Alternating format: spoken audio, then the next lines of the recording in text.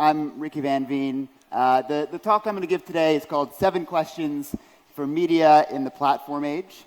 But before that, I'll give you some quick context, a little background on who I am. In terms of digital media history, I've kind of seen a good chunk of it. Started CollegeHumor in 2000. Busted Tees was our apparel brand. We didn't know any advertisers, so we had to sell our own stuff. In 2004, we started Vimeo. And since then, I've been focusing on CollegeHumor and some of our other digital brands and doing TV shows and movies and books and really taking IP from that digital center and exploiting it in other medium. But I've never seen, in all of this, I've never seen as much change in media as what's happening right now in the platform age. So what is the platform age? Well, if you think about it, this is a chart that I really liked from Now This News. So you have 4 eras of online media.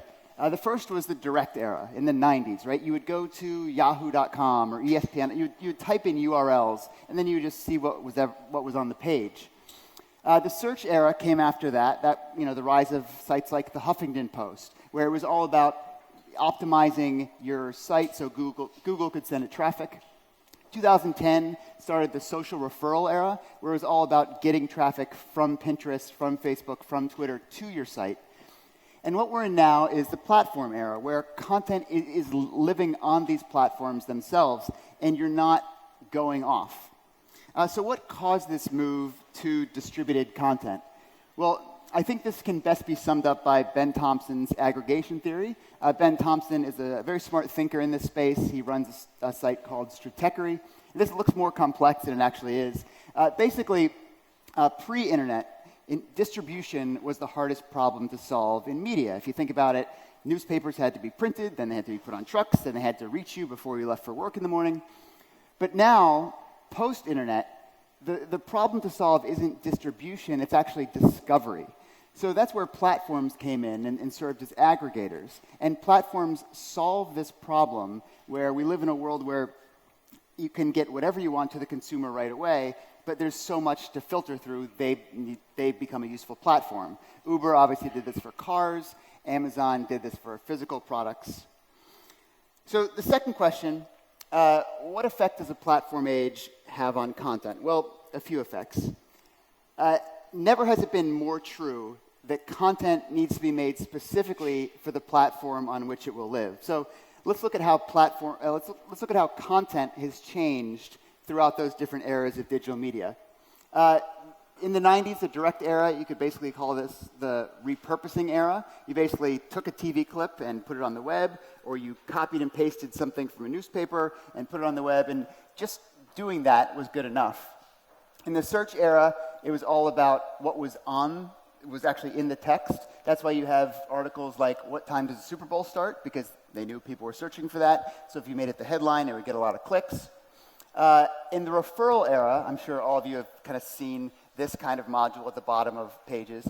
It's all about clickbait, right? Let's have an enticing headline or enticing thumbnail and get people to click to your site. And this also created something called the curiosity gap, where the more curiosity a headline could provoke, the more likely it would be clicked. And that's why you see so many headlines that end in question marks.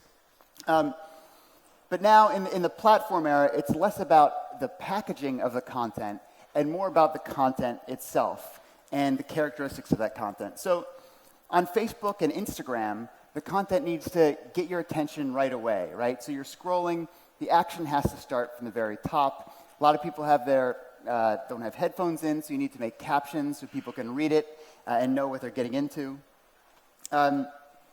This is an example. When Facebook released autoplay in basically summer 2014, right around the Ice Bucket Challenge, a movie studio put a trailer online, and they just uploaded their normal trailer. And you know how these trailers have these green bands before? It lasts like 2 seconds. Well, the studio said, well, what if we upload another version, but we don't have that 2-second green band?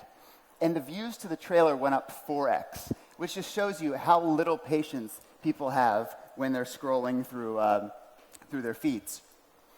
On Snapchat, the user behavior that you have to optimize for is a little different, right? So users want to be in control of the pacing of their snaps as they go through stories. So therefore, you need to front load each snap with the best content and the most engaging part up top and try to get people to stay as long as they can. So Facebook Live video, I think, is very interesting to look at, and the things you need to optimize for are actually different than regular Facebook video. This was the first Facebook Live video that got any attention, at least in the US. And it was basically what happened was BuzzFeed put rubber bands around a watermelon one at a time to see how many it would take for the watermelon to explode. Well, if you think about it, this video is basically reverse engineered for live, right? You want to stick around, the tension is building, you want to see what happens in the end, and it did really well. Another effect that the platform age has on content is that subject matter becomes homogenized. So this is a tool called CrowdTangle. If you're a publisher, you're probably familiar with it because every publisher uses it. And because of this tool that every publisher is actively on all day, that's why content around the web all seems the same. And it seems like every website has the same article at the same time. Because this tells you when other publishers' Facebook posts are overperforming. And then you can see, hey, if this topic is overperforming on this other site, I might as well cover it too, and everybody hops on. So tools like this have basically created like a bell that rings the second any publisher has a hit article, and everybody else just copies it. Another effect of the platform age is that opinionated content beats neutral content. Platforms are mostly driven by people sharing, and people share content that can express an opinion for them. We like to say content online is the new bumper sticker. If you support something, you put an article on your Facebook wall to let everyone else know that this is how you feel. So because opinionated content does better than neutral content, more of it gets seen, more of it gets shared, and more of it gets made.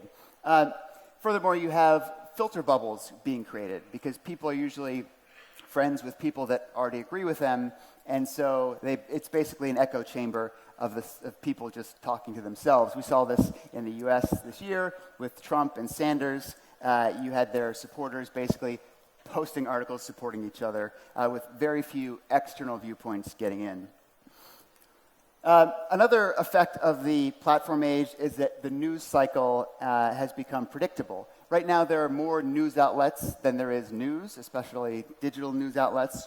And any dumb controversy or new novelty product gets written about. To illustrate this cycle, some people call it the outrage cycle, I've put together a test case that you can see called the burnt toast digital media cycle. And I've taken a very stupid example, but it's actually, when you see what gets written about now and what trends, it's actually not that far off. So here's how one of these would go. A writer at a blog would burn his toast one morning. From that, he'll search on Twitter to see if anybody else burned their toast that morning. And when you search something on Twitter, as you know, you'll find it because everyone has tweeted about everything. From there, he'll write a post on his blog about it. Let's say he writes it on Gothamist. Some people are complaining about toast. He'll embed the 3 tweets. And you embed 3 tweets, and it's a trend, and that makes for an article. From there, someone at BuzzFeed will notice that the article was written, and they'll make a listicle, 19 reasons toast sucks. BuzzFeed is very good at A/B testing headlines, so the most salacious headline will win.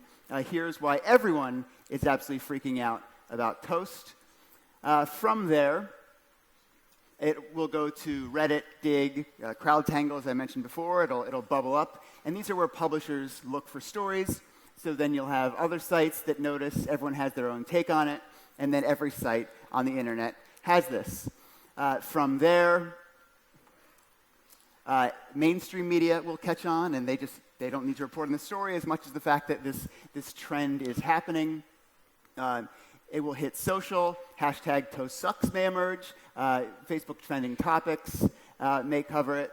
A celebrity will say something stupid, and then after that, the celebrity will usually retract it and apologize. From there, it goes on TV, because now it's an internet trend that they can report on, and your mom will call you about it and say, have you heard about this?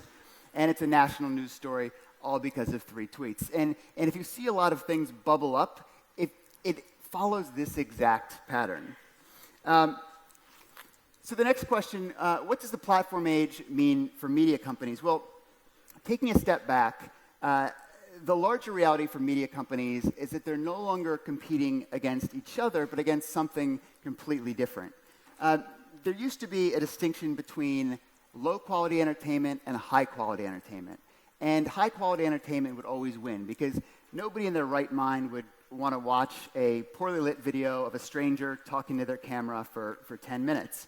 But that changes if that person talking to the camera for 10 minutes is a friend of yours or somebody from a subculture that you're interested in talking about their point of view. So I have this illustrated here on this sliding scale of production value versus personalization.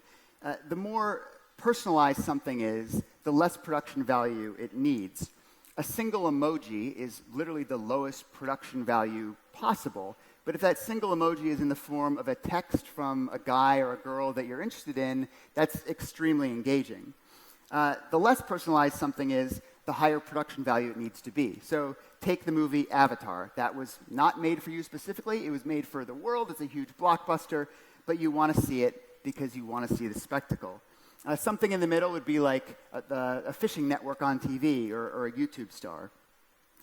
Being entertained is becoming binary. Either you're entertained or you're not, and you can opt in any time of day, anywhere you are. And that's because social media and the platform age has enabled personalization and specialization at scale. So the next question, what happens to advertising? Well, that's the $600 billion global question that everybody's trying to figure out right now. But I think in order to understand it now, it helps to kind of go back to the past. This was the first banner ad.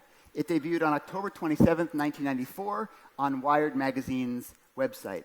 And it had a 41% click-through rate, which is insane. If you know much about internet advertising now, most click-through rates are like 0.1% or less.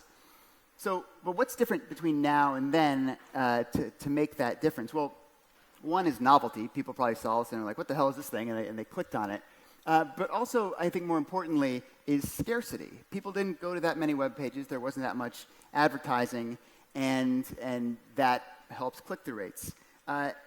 There is no longer scarcity when it comes to ad space on the web, and thus there's no pricing power for publishers. So what happens to an ad-supported world where there's no scarcity? Well, 2 things. One, I think big media brands will do direct deals with advertisers. So let's say you're a massive publisher like Vice. You and Toyota might do some big campaign that will involve live events and TV or whatever.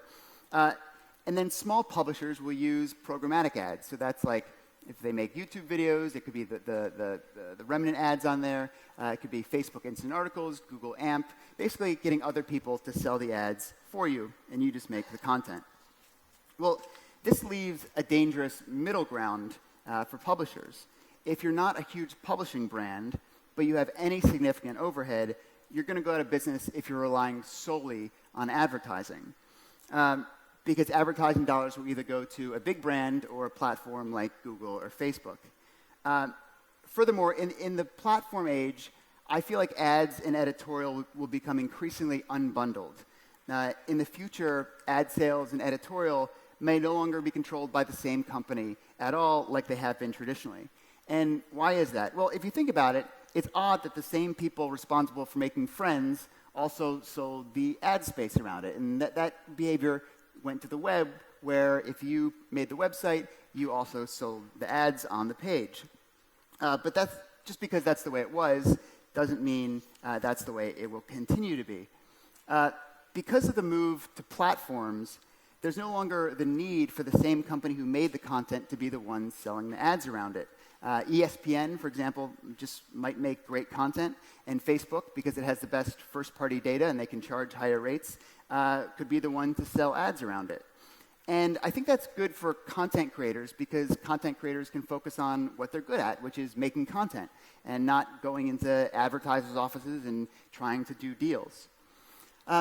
Next question is number 5. What happens to TV? This is talked about a lot.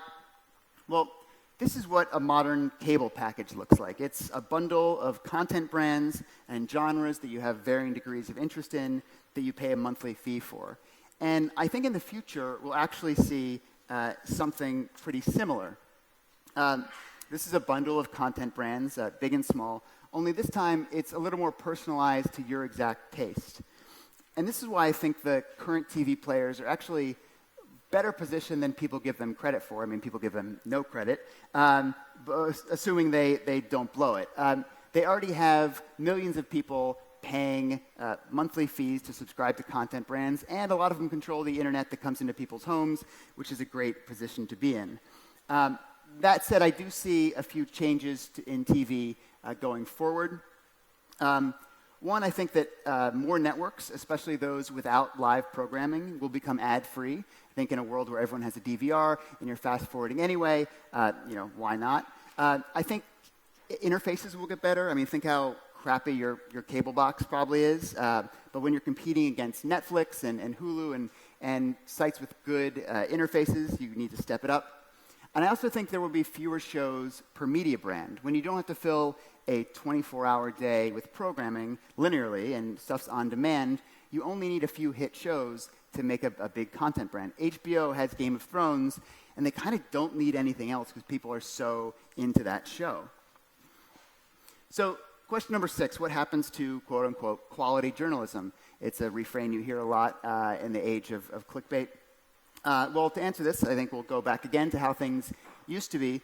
So it used to be that fun content subsidized serious content. So in the US, we have a cooking segment on Today's Show subsidizing Meet the Press. Newspapers, New York Times, for example, have a crossword puzzle subsidizing international war coverage. But as those two things get split apart, serious work doesn't generate the revenue that it needs to justify its expense. The stuff that advertisers want to be around is the more lighthearted, kind of sexy stuff. So how do those stories that are important to tell get told, even though they're not lucrative? Well, there are two options I see. The first is benefactors, and we've seen this in the US. Jeff Bezos, founder of Amazon, obviously, bought the Washington Post, and people see that as like, okay, well, he's being a custodian of the brand. Mike Bloomberg bought Business Week, and it's rumored that he also has had his eye on the New York Times for a while. So basically, people who have made a lot of money in technology, taking them over with the assurance that they will take good care of it. The other option is that old-fashioned cross-subsidization comes back, just in a slightly different form. And you see BuzzFeed doing this now, right? So this list about 90s kids has 3.8 million views. It will, dollar for dollar, it's worth it a lot more than something they would do that's serious, like the story about veterans. But what the veteran story gives BuzzFeed is a layer of credibility and gloss and class, and advertisers like to be around that. So even though it might not be directly as monetizable as the fun stuff, it still helps overall top-line revenue. And hopefully we can see more of this emerge, because I think it's a good thing. So the last question, number 7, how can a media company survive and thrive in the platform age? Well, the good news is that there's no better time, I believe, than right now to start a content business. You just have to do it right. And that doesn't mean it's easy to sustain, but the gatekeepers just aren't there anymore to prevent you from starting it. And new platforms are emerging every day that are land grabs. With CollegeHumor, we have one of the biggest comedy channels on YouTube with 11 million subscribers. And we would not be able to be at that level that we are right now had we not got in early, gotten beachfront real estate, and started collecting subscribers. Platforms are really rich get richer platforms, or rich get richer environments. And if you get in early, it always helps. I feel like Facebook Live could be that environment now. Snapchat could be that environment. As big as Snapchat is, it still could be in its early days. I think the key in the platform age is to think of, to build content and build a platform for, build a media brand for the world we live in today. And if you think about it, it's kind of like a restaurant. Consumers used to go directly to your restaurant, right? That was the direct era in the 90s. After that, they'd select your restaurant from Seamless or a guide online, and then they'd pick you. That was the referral era. But now they go to a food festival, and like outside, and you're one of countless vendors all vying for their attention. And I think with the third one, where we are now, if you win, you can win big. I mean, you see how long the lines are for the most popular stuff at the food festival. On ad-supported digital media, I would offer two rules. The first, don't start a purely ad-supported digital media business. And rule number two, if you're tempted to start an ad-supported digital media business, see rule number one. Just because you have an audience, and this is something a lot of people don't understand, just because you have an audience doesn't mean you'll make enough money on advertising alone to sustain a business. That's not to say all internet businesses with an advertising component are a bad strategy. It just needs to be part of a bigger strategy. Think of your media brand as a funnel. Use the ad-supported component at the top of the funnel to get people in. Maybe you'll run that at break-even or even at a loss. Then you have below commerce. The Chive is a great brand that uses commerce. They sell T-shirts and beer, and they make a lot of money doing it. Or subscription. Crunchyroll, which I'm sure a lot of you know, is anime. And people, like 750,000 people, pay $5 a month to see anime, and it's a great business. And I think that's because there are riches in niches. Here are three examples. Skift is travel. Travel site, they make money from conferences. Rooster Teeth is gaming. They do commerce and events and subscriptions, a community. The Information is a tech publication. Just started recently. It's already profitable. People pay $40 a month to get that tech news. Another source of revenue when you're an expert in a genre is to sell that expertise. We did that with Coca-Cola, with one of our brands called Dorkly. Coca-Cola was starting an esports initiative on their social media. And they came to us and they said, you guys know about esports, why don't you make content? And we did. And very quickly, it rose to be the second most followed Twitter handle at all of Coke. And this is something that a media company can do, but a general ad agency cannot, because an ad agency can't afford to have staffs, editorial staffs fluent in every single genre. But a media company, obviously, that's what they do all day. Expertise in a genre is becoming increasingly valuable to advertisers because in the platform age, it's too risky to have non-experts commenting on areas of passion for consumers. And this hit me a few months ago, and I call it the Red Lobster Problem. For those of you unfamiliar, Red Lobster is a seafood chain. It's based in the US, but they have locations all around the world. And the next part may sound like a non sequitur, but it's not. In February, Beyoncé released a new song called Formation, in which she referenced Red Lobster in the lyrics. The company responded 8 hours later with an innocuous tweet.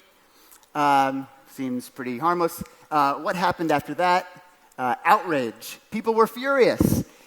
They were like, Red Lobster, this was your one, Beyoncé mentioned you, and this was your one chance, and you had 8 hours, and this was the best you could do? Well, this is the CEO of Red Lobster. His name is Ken Lopdrop. If you would have told this guy 2 years ago that his seafood restaurant would have to be ready with the perfect and instantaneous response to a surprise Beyoncé album, he would look at you like you were crazy. But now the reality is different, and we're living in the platform age. And if you get called on, you better have a great answer. Thanks.